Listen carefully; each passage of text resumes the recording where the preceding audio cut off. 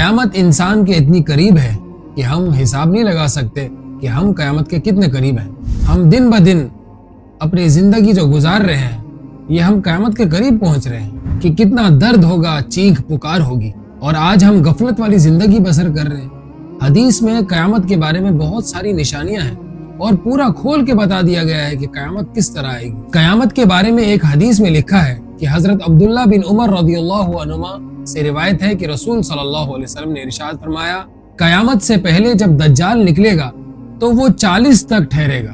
اس حدیث کو روایت کرنے والے صحابی حضرت عبداللہ بن عمر رضی اللہ عنہما فرماتے ہیں کہ میں یہ بھول گیا کہ یہ 40 مہینے تھے یا 40 دن تھے یا 40 سال تھے۔ آگے حدیث میں بیان کرتے ہیں کہ پھر اللہ تعالی حضرت عیسیٰ بن مریم علیہ السلام کو دنیا میں بھیجیں گے، گویا کہ وہ عروہ بن مسعود ہیں، یعنی ان کی شکل و صورت حضرت عروہ بن مسعود رضی اللہ عنہ سے ملتی جلتی ہوگی۔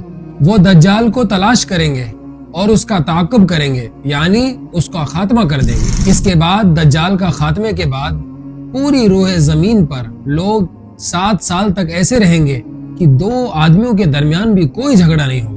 آج ہم دیکھیں گے کتنے فتنے فساد ہیں، حسد ہے، ہم ایک دوسرے سے جلتے ہیں، اور ان 7 سالوں میں 2 آدمیوں کے درمیان بھی نہ حسد ہوگا، نہ دشمنی ہوگی، اور نہ ایسا کوئی لڑائی جھگڑا ہوگا۔ پھر اللہ تبارک و تعالی ملک شام کی طرف سے ایک خاص قسم کی ٹھنڈی ہوا چلائیں گے، جس کا یہ اثر ہوگا کہ روئے زمین پر کوئی شخص ایسا باقی نہیں رہے گا جس کے دل میں ذرہ برابر بھی ایمان ہو۔ بہرحال اس ہوا سے تمام اہل ایمان ختم ہو جائیں گے، یہاں تک کہ اگر تم میں سے کوئی شخص کسی پہاڑ کے اندر بھی چلا جائے تو یہ ہوا وہیں پہنچ کر اس کا خاتمہ کر دے گی۔ رسول صلی اللہ علیہ وسلم نے فرمایا کہ اس کے بعد روح زمین پر صرف برے لوگ ہی رہیں گے، ایمان والے سب اللہ کے پاس پہنچ چکے ہوں گے، ختم ہو چکے ہوں گے، اور جو لوگ دنیا میں باقی رہے ہوں گے ان کے دل میں ذرہ برابر بھی ایمان نہیں ہوگا۔ ان لوگوں میں پرندوں والی تیزی ہوگی اور پھرتی ہوگی، یعنی جس طرح پرندے اڑنے میں پھرنے میں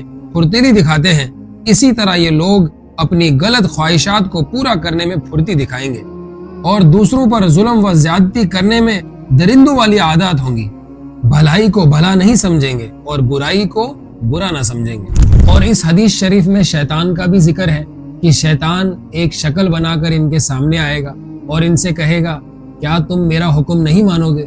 یہ لوگ جو برے لوگ ہوں گے یہ شیطان سے کہیں گے، تم ہمیں کیا حکم دیتے ہو؟ یعنی جو تم کہو گے وہ ہم کریں گے۔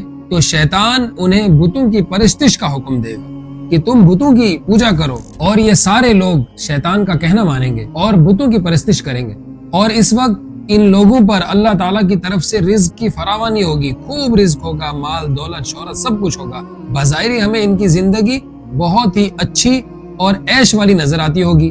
اب یہ جو سلسلہ چلتا رہے گا تو اس کے بعد اللہ تبارک و تعالیٰ کے حکم سے سور پھونکا جائے گا۔ جو کوئی اس سور کی آواز کو سنے گا، اس آواز کی دہشت اور خوف سے بے ہوش ہو جائے گا، اور اس کی وجہ سے اس کا سر جسم پر سیدھا قائم نہ رہ سکے گا، اس کی گردن ادھر ادھر ڈھلک جائے گی۔ حدیث میں آیا ہے کہ سب سے پہلے جس آدمی پر اس آواز کا اثر ہوگا، جو اس سور کی آواز کو سنے گا، وہ ایک آدمی ہوگا جو اپنے اونٹ کے حوض کو مٹی سے درست کر رہا ہوگا۔ وہ بے ہوش اور بے جان ہو کر گر جائے گا، یعنی مر جائے گا۔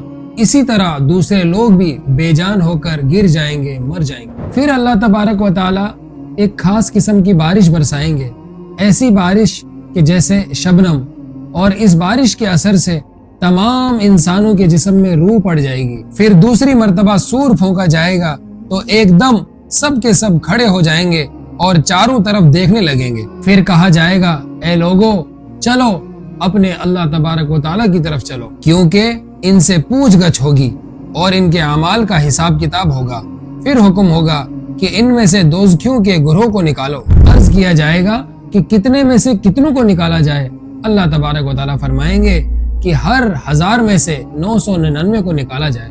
میرے بھائیوں، غور کرنے کی بات ہے کہ ہم کیا اندازہ لگا کے بیٹھے ہیں کہ اللہ تعالیٰ صرف معاف فرمانے والے ہیں اور ہماری غلطیوں کو یوں ہی معاف کر دیں گے؟ سوچو کہ صحابہ کرام رضی اللہ عنہم اجمعین نے اس دین کے خاطر کتنی مشقتیں اٹھائی اور کتنی محنت کی، تاکہ جو اللہ تبارک و تعالی ہم سے سوال کریں گے آخرت میں، ان میں ہم سچے ثابت ہو جائیں، ہم جواب دے سکیں اے اللہ میں آپ کی دین کی محنت کر کے آیا تھا، میں آپ کے حکموں پر زندگی بسر کر کے آیا تھا، اور ہم آج غفلت کی زندگی بسر کر رہے ہیں۔ اور اس کے بعد رسول صلی اللہ علیہ وسلم نے اس حدیث میں فرمایا کہ یہ وہ دن ہوگا جو بچوں کو بوڑھا کر دے، یعنی اس روز کی سختی اور لمبائی کا تقاضا یہی ہوگا کہ وہ بچوں کو بوڑھا کر دے گا، اگرچہ حقیقت میں بچے بوڑھے نہ ہوں۔ اور یہی وہ دن ہوگا جس میں پنڈلی کھولی جائے گی، یعنی جس دن اللہ تعالیٰ خاص قسم کا ظہور فرمائیں گے۔ اس حدیث شریف کے بارے میں ایک اور روایت ملتی ہے جس میں لکھا ہے کہ جب صحابہ کرام رضی اللہ عنہم اجمعین نے سنا کہ 1000 میں سے 999 کو نکالا جائے گا تو یہ بات صحابہ پہ بہت بوجھ کی طرح لگی اور بہت سخت گھبراہٹ میں ہو گئے، فکر میں پڑ گئے۔ تو حضور صلی اللہ علیہ وسلم نے فرمایا یہ وہ 999 ہوں گے اور یہ وہ 1% ہوگا جو آپ کی طرح اتباع کرتا ہوگا، جو آپ کے طریقے پہ چلے گا۔ تو میرے بھائیوں ہمیں اس کے بارے میں مایوس بھی نہیں ہونا ہے اور بے فکر بھی نہیں ہو جانا ہے۔ ہمیں سوچنا ہے کہ کیا صحابہ کرام رضی اللہ عنہ والی عادات ہم میں ہیں، جیسے وہ اللہ کے حکم کو پورا کرتے تھے کیا ہم ویسے حکم پورے کرتے ہیں؟ کیا ہماری زندگیوں میں نبی کے طریقے ہیں؟ اس چیز پر جب ہم غور کریں گے تو انشاءاللہ ہم ان آفات سے، ان بڑے بڑے خطروں سے، قیامت کے خوفناک منظر سے انشاءاللہ اللہ ہمیں محفوظ فرمائیں گے۔ اور اگر ہم اس کی پرواہ نہیں کریں گے، فکر نہیں کریں گے تو وہ دن دور نہیں کہ جب ہم افسوس کریں گے۔ حدیث میں ہے نا کہ انسان کے اوپر اتنی فکر طاری ہو جائے گی، اتنا خوف ہوگا کہ وہ اپنے ہاتھ کو ایسے چبانا شروع کرے گا، پورا ہاتھ کھا جائے گا، پورا بازو کھا جائے گا اور اس کو پتہ نہیں چلے گا۔ وہ کیونکہ فکر اتنی ہوگی، پریشانی اتنی ہوگی۔ یہ بہت سخت منظر ہے۔ اور ہم نے اکثر سنا ہوگا کہ قیامت کب آئے گی، بتاؤ قیامت کی نشانیاں کیا ہیں۔ تو ہمیں یہ چیز نہیں سوچنی چاہیے، ہمیں بلکہ یہ سوچنا چاہیے کہ میں نے قیامت کے بارے میں کیا تیاری کی ہے۔ اور قیامت سے پہلے ہر انسان کے لیے ایک اور چیز ہے جو اہم ہے، وہ موت ہے۔ موت کا مسئلہ بھی بہت خوفناک ہے میرے بھائیوں، کہ جس انسان پہ یہ جب منظر گزرتا ہے یہ تو وہی جانتا ہے۔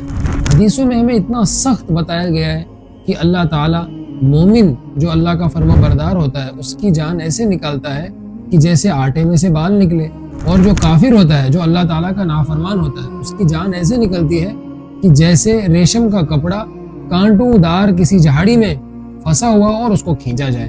اللہ تعالیٰ ہمیں آسان موت نصیب فرمائے اور کلمے پہ خاتمہ کرے۔ آپ سب سے گزارش ہے کہ آپ ہمارے اس چینل کو سپورٹ کریں۔ اللہ آپ کو جزائے خیر دے۔ السلام علیکم ورحمۃ اللہ وبرکاتہ۔